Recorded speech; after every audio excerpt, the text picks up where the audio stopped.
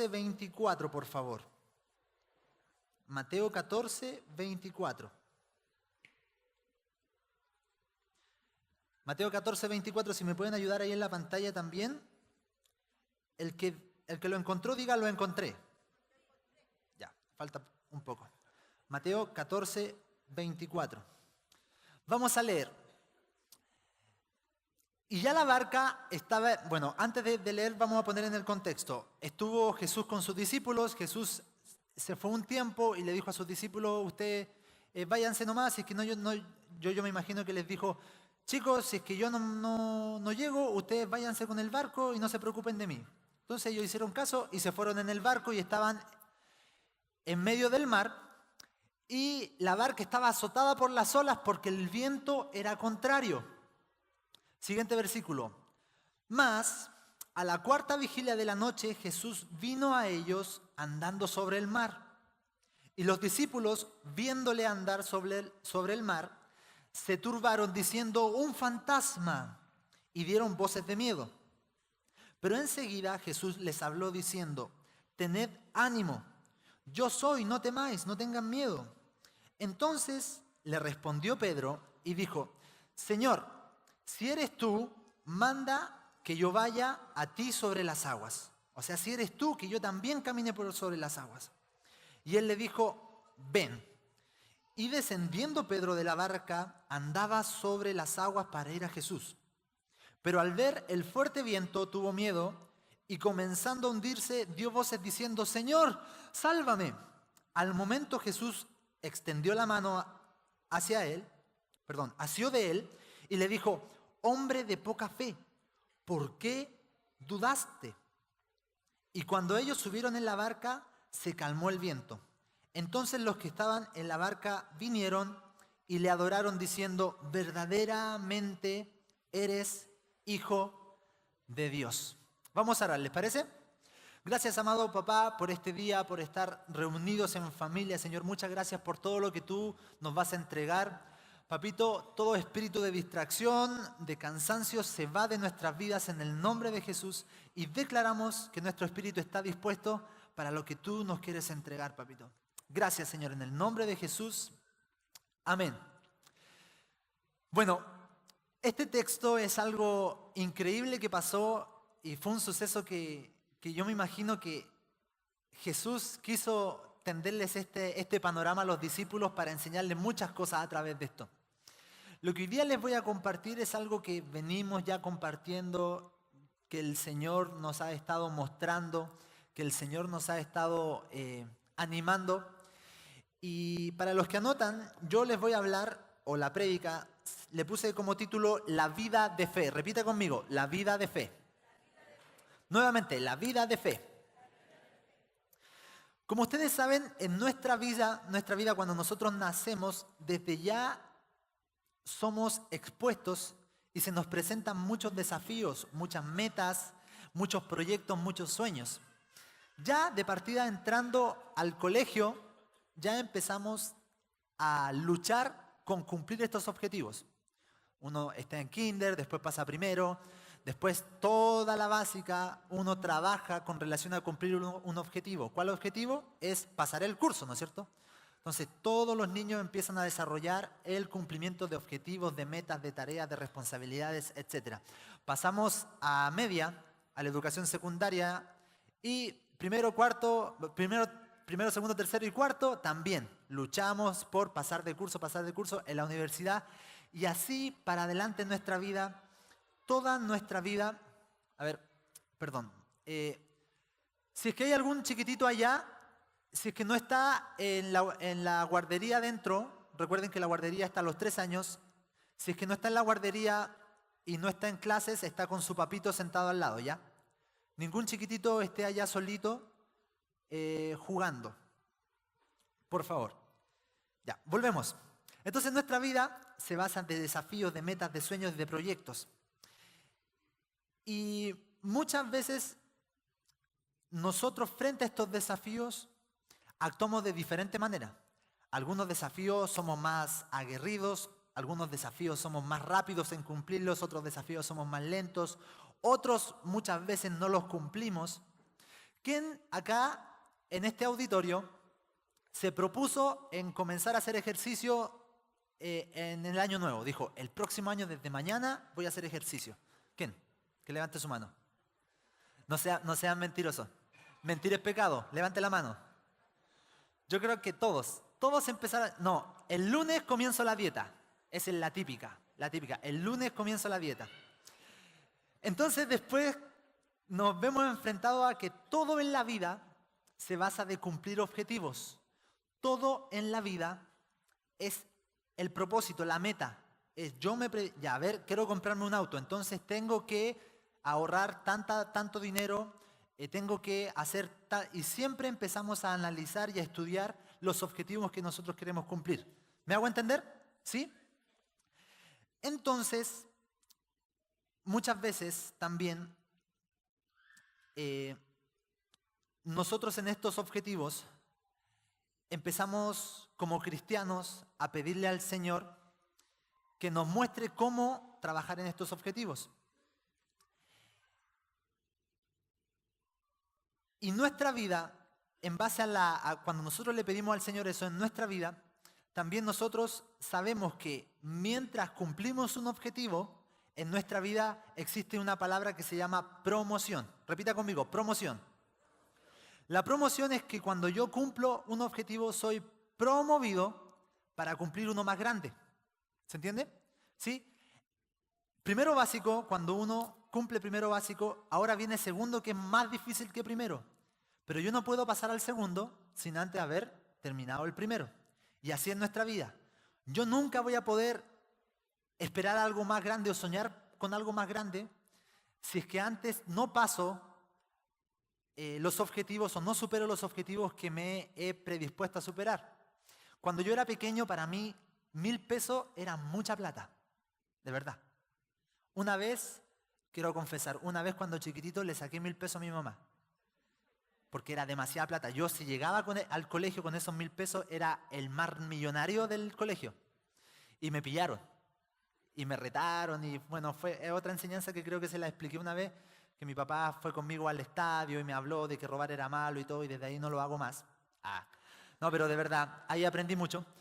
Pero, ¿por qué estaba ahí? Pero entonces nuestra vida se basa en la promoción. Entonces yo ahora sé que 1.000 pesos para mí no es tanto, porque uno paga y el colectivo y ya las monedas ya se pierden, ¿no es cierto?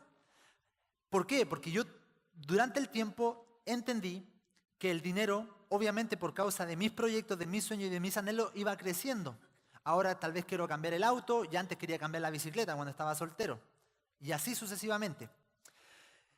Y bueno, ¿qué esta pequeña, larga introducción, para qué le estoy hablando de esto? Es porque nosotros en nuestra vida tenemos que aplicar la fe, pero una fe activa, una fe aplicable, una fe viva. Repita conmigo, fe viva.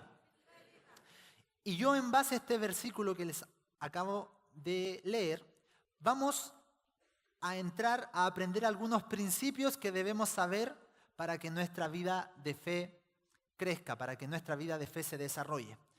Principios que debemos saber para nuestra vida de fe. El primer principio, présteme atención con esto. El primer principio es que las palabras de Jesús es lo que activa nuestros actos para vivir una vida de fe. Repito, las palabras de Jesús son las que activan nuestros actos para vivir una vida de fe. Por favor, me ayudan en el versículo 28 del mismo capítulo, Mateo 14, versículo 28.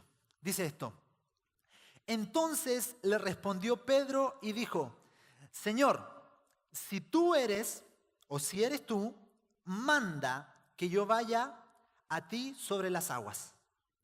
Manda, dilo con tu boca, pronúncialo, da una orden a que yo vaya hacia ti sobre las aguas. Manda a que yo vaya a ti sobre las aguas.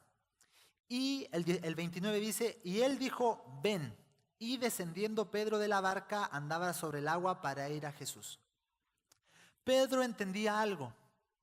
Entendía que él no podía hacer nada extraordinario sin antes tener el respaldo de la palabra de Jesús. Fácilmente Pedro podría entender, pero si él lo hizo, yo también lo voy a hacer, y aunque él no me mande, yo lo voy a hacer. Él entendía que había un orden de autoridad que se establece la palabra de Dios y sobre la palabra de Dios nosotros actuamos. Nosotros no podemos actuar en algo que Dios no ha dicho. ¿Me hago entender? ¿Sí? Entonces, la base es la palabra de Dios. La palabra de Jesús es lo que activa nuestros actos para vivir una vida de fe. Dios es fiel a su palabra y Él con su palabra creó algunas cosas o creó todo. Creó todo. Con su palabra Él creó todo. Mira al que está al lado y di, el Señor con su palabra te creó a ti. Guapa o guapo. Cuidado los solteros, no le digan eso a las chicas porque puede sonar mal. Entonces, la Biblia nos muestra a personas, en toda la Biblia podemos ver a personas que ellos vivían en fe, pero ellos siempre vivían enfrentadas a lo que Dios les decía. Y en base a lo que Dios les decía, ellos tenían que desarrollar eso que Dios les decía. Ellos tenían que cumplir los objetivos en base a lo que Dios les decía. Por ejemplo, David frente a Goliat. Bueno, David, hay muchas historias más, pero yo les voy a mostrar un pequeño ejemplo. David frente a Goliat. Moisés frente al faraón. Noé frente a las instrucciones de Dios que eran ilógicas. No había llovido nunca en la tierra, no existían los barcos, no existía, o tal vez algo que flotara así, podían verlo una hojita, etcétera, pero un transatlántico no existía. Y le dijo que hiciera eso, pero Noé empezó a actuar después de que Dios se lo dijera. Job frente a la dependencia de Dios, Abraham frente a las promesas de Dios, etc. En la Biblia siempre vamos a ver que los hombres actuaron siempre y cuando Dios les dijera una palabra. En tu vida, ¿Dios te ha dicho palabras? ¿Sí? ¿Sí? ¿A quién le ha dicho palabras Dios? Palabras para su vida, para su futuro, para su familia. Si es que usted no ha escuchado a través de algún profeta, algún pastor o hasta a través de alguna prédica, usted puede leer en la Biblia y hay más de 3.000 promesas para usted en la Biblia. Entonces usted tiene 3.000 oportunidades o 3.000 plataformas para comenzar a actuar y comenzar a hacer algo que nunca había antes hecho. Porque así es, Dios creó todo con su palabra, la Biblia nos muestra eso, que nuestra dependencia de Dios tiene que ser lo absoluto. Y algo que quiero que se lo marquen, si pueden hacerse una polera estampada, háganselo, por favor. Si Dios así lo dijo, así va a ser. Diga conmigo, si Dios así lo hizo, así lo va a hacer. Esto es algo que suena lindo,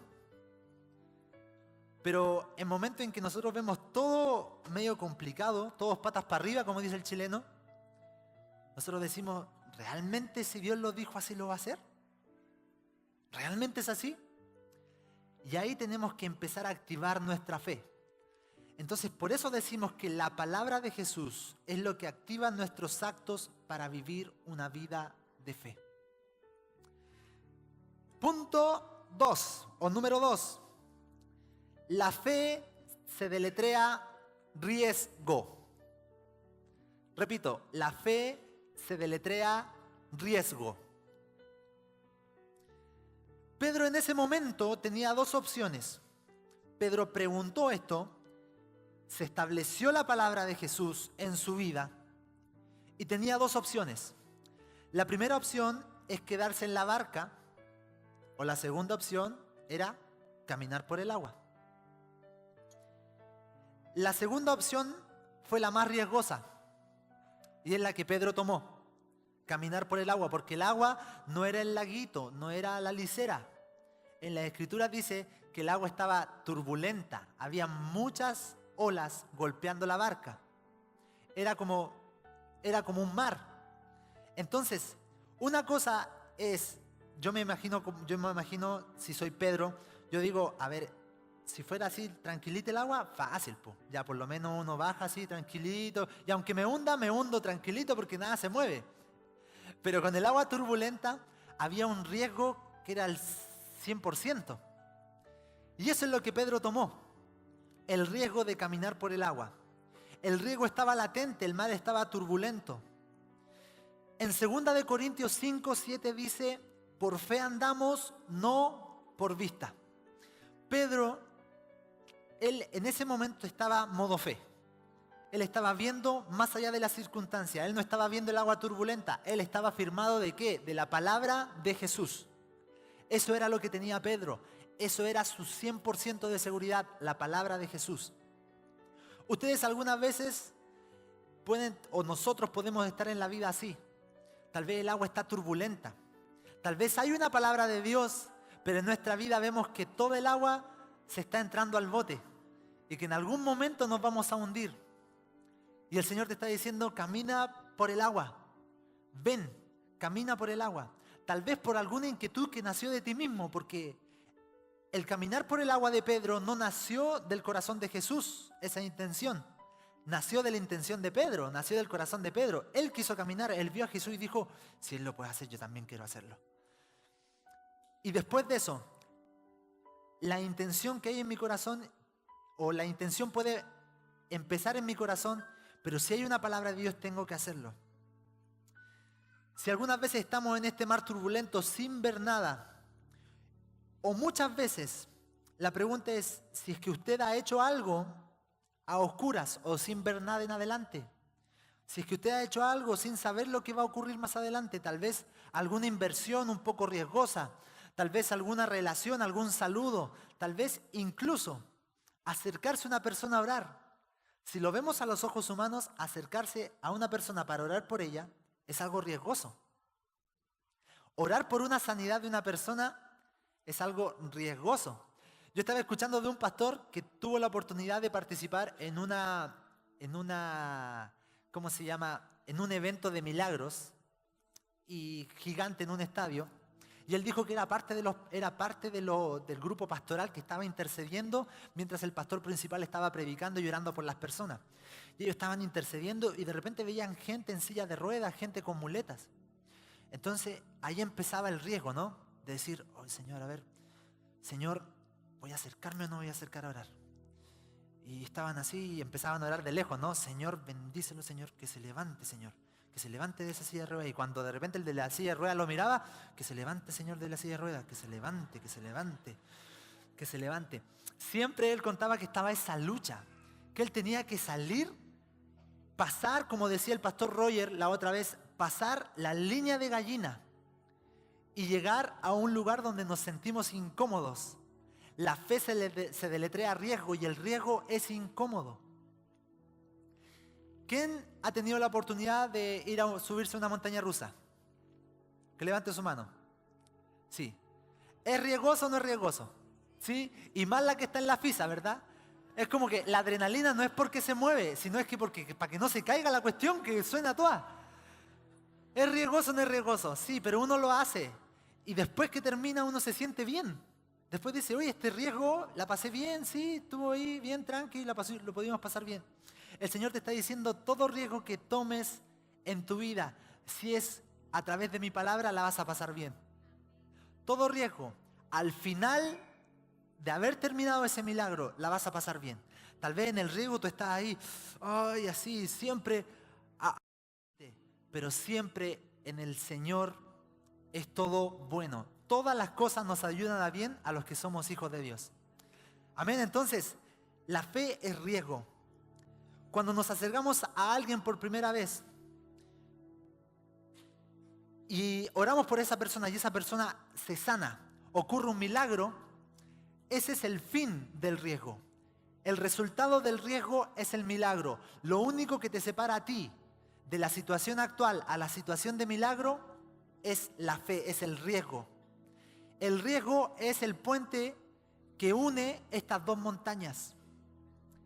Repito, la fe o el riesgo es lo único que une estas dos montañas, de esta situación actual a la situación milagrosa. Entonces yo te animo a que desde ahora en adelante, y quiero profetizar en tu vida, que desde ahora en adelante vas a ser un hijo, una hija de Dios arriesgada en Él.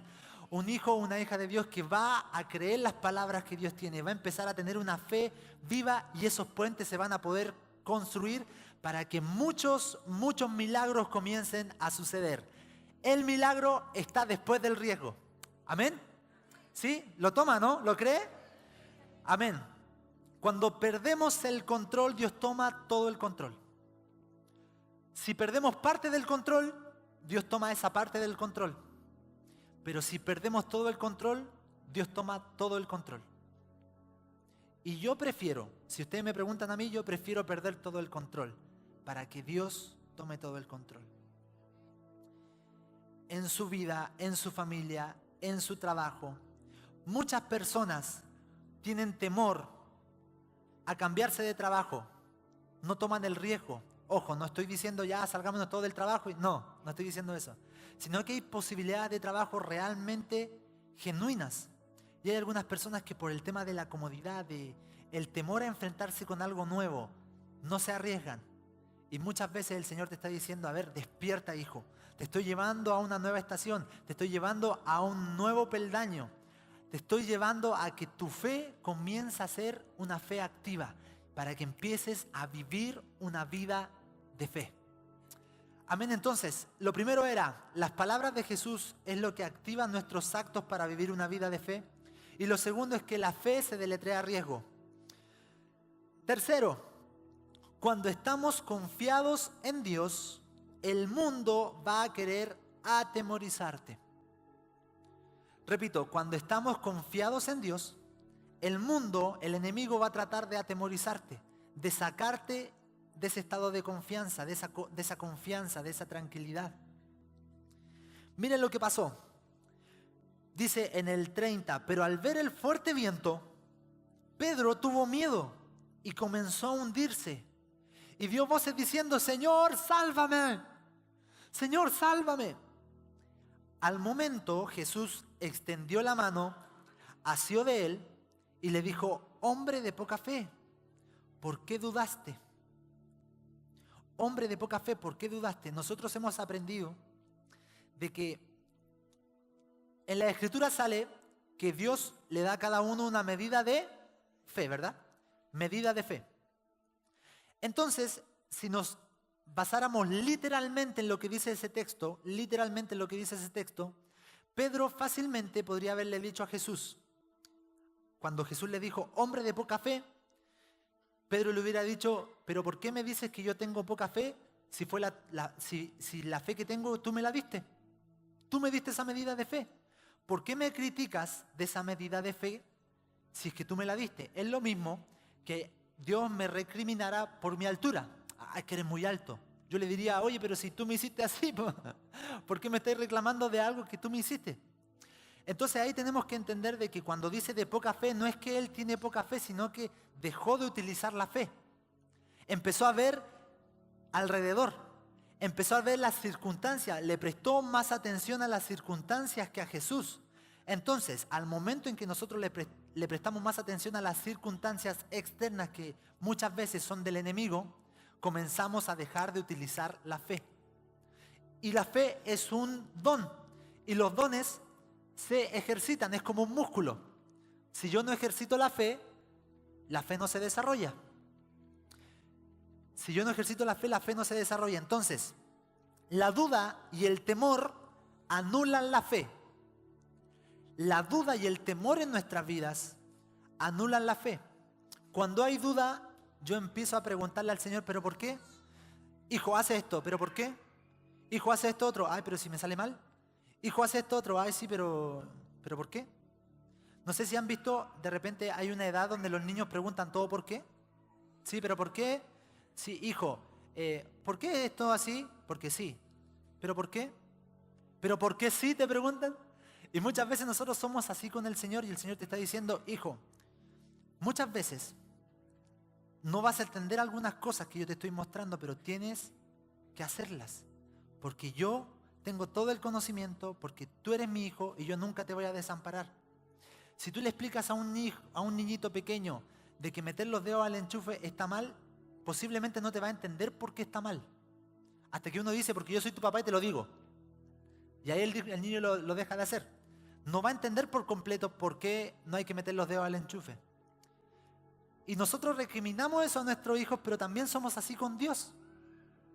El Señor te está diciendo, no metas los dedos al enchufe. Y uno, ¿pero por qué? ¿Pero por qué? ¿Pero por qué? Y tal vez no vamos a entender todo el por qué. Pero el Señor te está diciendo, porque yo soy tu Padre y tienes que obedecer. Porque empieza la duda en tu vida, las preguntas, o el decir, ¿por qué? O el decir, ¿sabes qué? No lo voy a hacer porque tengo miedo, porque tengo temor.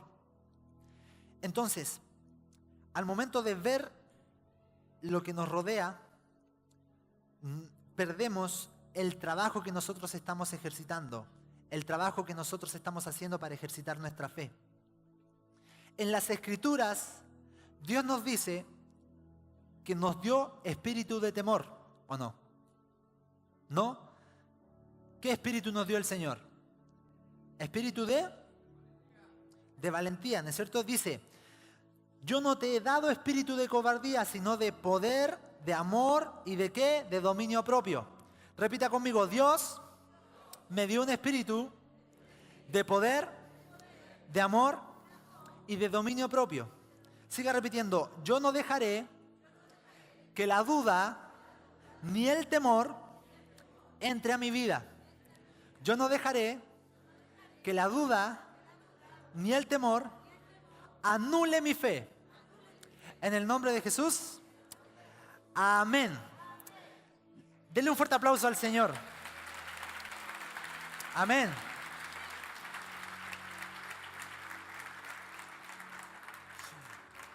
Es chistoso porque yo veo a todos acá y, por ejemplo, veo a mis pastores y los pastores están así como yo sé que no están analizando así como que yo lo estoy haciendo mal, pero yo me siento así como que dije algo malo. Pero yo sé que ellos son, y después siempre me dicen, bien hijo, siga adelante, hijito. Gracias, los amo. Pastor Aníbal, Pastor Marcos, los amo. Aprovechando eso, el Pastor Guillermo está en Santiago, le mandan muchos saludos, está orando por ustedes, fue a una conferencia allá en Santiago y vuelve esta semana. Así que dijo, mándale muchos saludos a toda la congregación y ojalá que le haya gustado las sillas en nuevo orden, dijo. Porque hay algunos que le tembló la ceja, yo de inmediato. 20 años sentándose en el mismo lugar y justo ahora me cambian la silla. Cayó justo al clavo ahí. Seguimos. Debemos andar en esta verdad, en que nosotros tenemos espíritu de poder, de amor y de dominio propio. Cuando estamos confiados en Dios, el mundo va a querer atemorizarte. Pero como la oración que hicimos ahora, nosotros tenemos que declarar que nuestra vida es una vida lejos del temor, es una vida lejos de la duda, es una vida llena de creerle a Dios en todas sus palabras. Eso es lo que pasó con Pedro.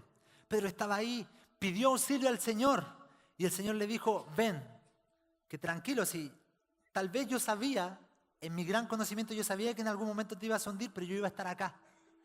El Señor te está diciendo, tal vez en algún momento te vas a hundir, pero yo estoy acá. Nunca voy a dejar que te ahogues. Nunca voy a dejar que te ahogues. Tranquilo, porque esta es mi mano y mi mano te va a salvar. Siguiente punto. Son 30 puntos por si acaso. Voy en el número 4. Vamos a leer el primero. La palabra de Jesús es lo que activa nuestros actos para vivir una vida de fe. Número 2, la fe se deletrea riesgo. Número 3, cuando estamos confiados en Dios, el mundo va a querer atemorizarte. Pero nosotros sabemos que estamos fuertes en Dios.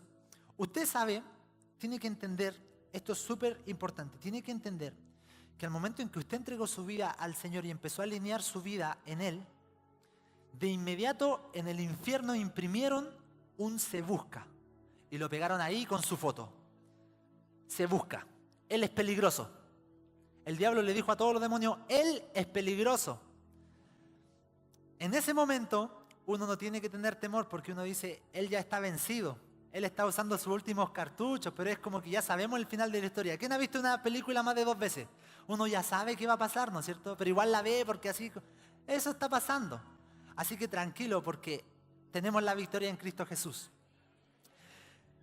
El último punto. La adoración es la respuesta de nuestro desarrollo de fe. Repita conmigo, la adoración es la respuesta de nuestro desarrollo de fe. En el último versículo, miren lo que dice, 33. Entonces, los que estaban en la barca vinieron, ¿y qué pasó?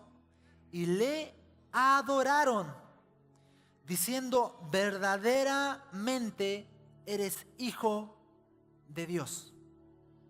Si bien los 11 restantes discípulos no tuvieron ese acto de caminar por el agua como Pedro, sí, después de ver todo eso, su fe empezó a ser activada.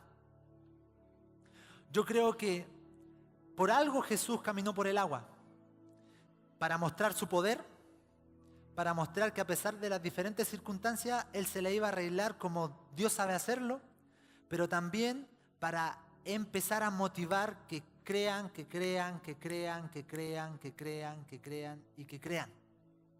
Entonces ya los discípulos estaban impactados de todo lo que estaba viendo. El Pedro, el que siempre mete la pata, que le achunta pero después mete la pata, y que le achunta de nuevo y después que mete la pata, él está caminando por el agua. ¡Wow! Y ahora lo único que nos queda es adorar el nombre de Jesús. Es increíble lo que está pasando en este lugar. Nuestra vida de adoración es reflejo de nuestra fe viva. Nuestra vida de adoración es el reflejo de nuestra fe viva. Todo es por fe. Si ustedes leen Hebreos 11, que muchos le dicen que es la alfombra roja de la fe, donde están todos estos personajes, e incluso ahí dice que muchos más, pero nombró algunos nomás. Todo es por fe. Por fe alcanzaron promesas los antiguos, por fe Noé hizo esto, por fe Abraham hizo esto otro, por fe, por fe, por fe, por fe, por fe. Y el Señor te está diciendo hoy día, no seas tan porfiado, porfiado, porfiado, porfiado. Te estoy diciendo que la fe es lo único que agrada a mi corazón. Sin fe es imposible agradar a Dios. Eso es algo absoluto. Sin fe es imposible agradar a Dios. Un hijo de Dios es imposible que no tenga fe. Y la fe se activa en cada momento. Yo sé que muchos de ustedes tienen grandes sueños, grandes proyectos. Luciano, ¿dónde estás? Luciano, sigue creyéndole al Señor por ese sueño, por ese diseño que el Señor te está dando. Sigue creyéndole porque los recursos van a empezar a llegar, las ideas creativas van a empezar a llegar y la gente va a empezar a llegar, la gente precisa para ese trabajo. No dudes en lo que el Señor te ha dicho. No lo dudes.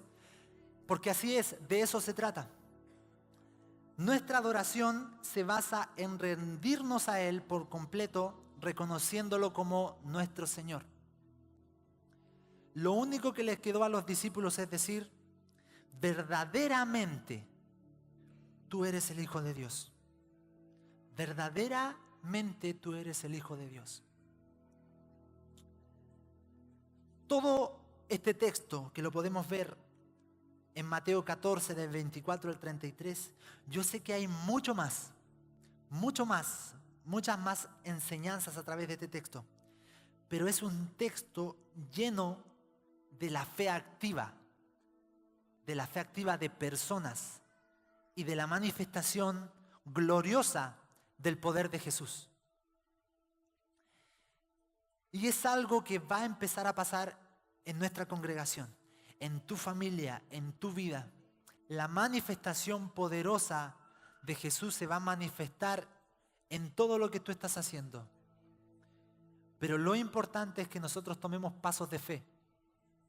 Nosotros salgamos de esa barca que muchas veces nos tiene tranquilos, nos tiene... Afuera está medio complicado, pero yo estoy acá bien. Si nosotros salimos de esta barca, muchos de los que nos rodean van a ser también impactados, al igual que yo. Pedro hizo un acto que impactó a los 12.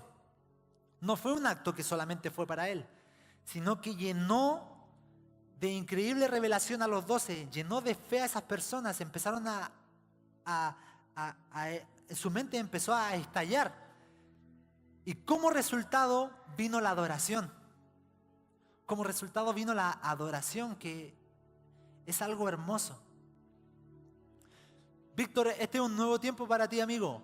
Te te he visto diferente tanto acá en el altar como en tu vida. Y todo eso, todo lo que está pasando acá, lo que está llevando a nuestra congregación a estar más sumergido, es por todo lo que ha pasado en tu vida, en todo el proceso de tu familia y de los actos de fe que ustedes han tenido. Es como resultado, la adoración, tu entrega a Dios aún más extravagante, es resultado de lo que has vivido en fe. Sigue así, amigo. Sigue así, porque estamos muy felices de lo que está pasando en tu vida y en tu familia. Sigue así, amigo. Como conclusión, amados, es un tiempo que se vienen cosas hermosas. Se vienen cosas gloriosas. Tenemos que empezar a tener una fe activa. Tenemos que creer a Dios. Si Él lo dijo, Él lo va a hacer. Tenemos que confiar en que a pesar de que todo el mundo nos esté atemorizando, nuestra confianza debe estar 100% en Dios. Y la adoración viene por consecuencia. Sumérjase en adoración, no solamente cantando y levantando las manos, sino que en su vida, nuestra vida tiene que ser de adoración, que todo lo que hagamos, lo hagamos para el Señor. Fe es la certeza de lo que se espera, la convicción de lo que no se ve. Yo tengo convicción de algo que no se ve. Todavía no somos miles, pero yo ya tengo la convicción de que vamos a ser miles, de que esta ciudad va a dar que hablar, pero no por el gran índice de SIDA, sino porque el pueblo de Dios se está manifestando de tal forma en que hasta árboles estén saliendo en los cerros que no hay ningún árbol. Amén. Porque cuando un lugar está lleno de fe, está lleno de hombres con fe activa, hasta cosas naturales empiezan a suceder. Hay un pastor en Guatemala, que no es Cash Luna, es otro pastor, creo que cerca de Guatemala, en uno de los países, donde en su pueblo así salen almodonga. No, ¿Almodonga es cerca de ahí o no? ¿Almolonga es cerca de ahí, sí? En Guatemala así salen los pedazos de zanahorias, así. Así la sandía, no, las sandías son así. Así la sandía, no, pero toda la fruta, todo crece de manera increíble. Y es porque todo ese pueblo, el gran porcentaje de ese pueblo es completamente cristiano. Entonces los cristianos pueden establecer cosas como en el tiempo de Adán, como en el original. Nosotros tenemos el dominio y la autoridad de sojuzgar la tierra, de trabajar la tierra. La tierra gime por la manifestación de los santos. ¿Por qué la tierra ahora hay huracanes, terremotos? Es por causa del pecado. Pero cuando Cristo restableció eso y restauró nuestra conexión con el Padre, ahora el pueblo de Dios, ahora las personas tienen autoridad de incluso hacer cosas milagrosas en la naturaleza. Y eso va a empezar a ocurrir acá. Así que eso del terremoto, del tsunami que viene, no le crea nada al enemigo. Usted crea que el Señor va a traer más gente va a venir rendida a sus pies. Los hijos que no van a estar acá, van a estar acá. Las familias se van a reunir. Todo va a empezar a ser milagroso en esta ciudad y en nuestra nación. Amén.